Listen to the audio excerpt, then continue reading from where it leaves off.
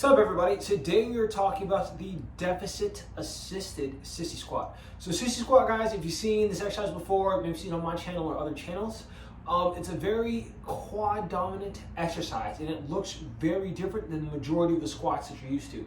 So normally in a squat like I'm in right now, you're going to require both hip flexion and knee flexion. What I mean by hip flexion is the knee comes up towards the chest or towards the core.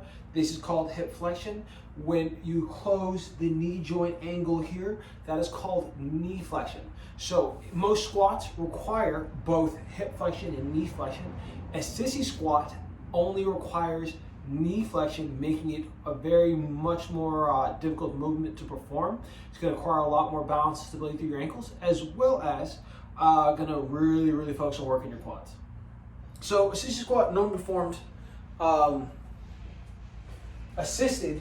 You can grab a rig, some rings, and then I'll do one without deficit. So I'm here, boom, and I go forward, down, come here, come back up. And that would be your regular assisted sissy squat. Now, right now, I'm on top of a plate, right?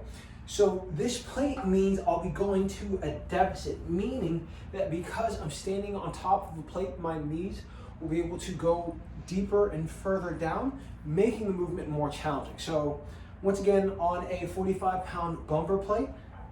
So here, boom, performing this. Ooh, that's a long way down, guys. Here, coming up.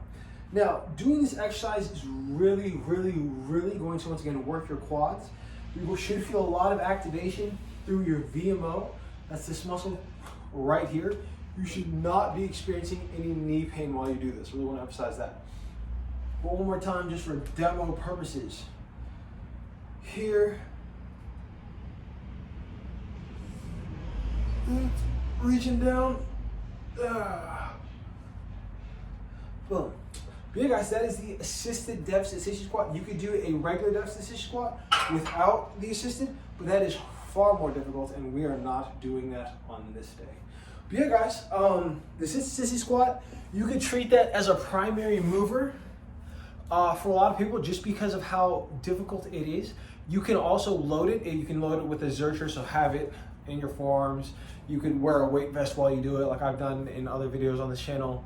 But overall, once again, definitely what I would call a prime mover. Definitely going to challenge your quads.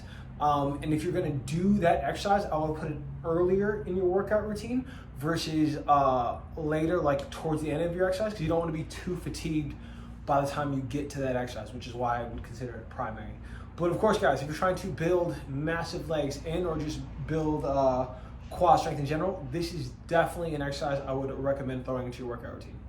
But yeah, guys, I hope you enjoyed this video. If you did, definitely hit that thumbs up button. If you have a question about this exercise or any other exercise on this channel, feel free to leave that in the comments. I'd love to answer it. And of course, if you haven't yet, subscribe to my YouTube channel.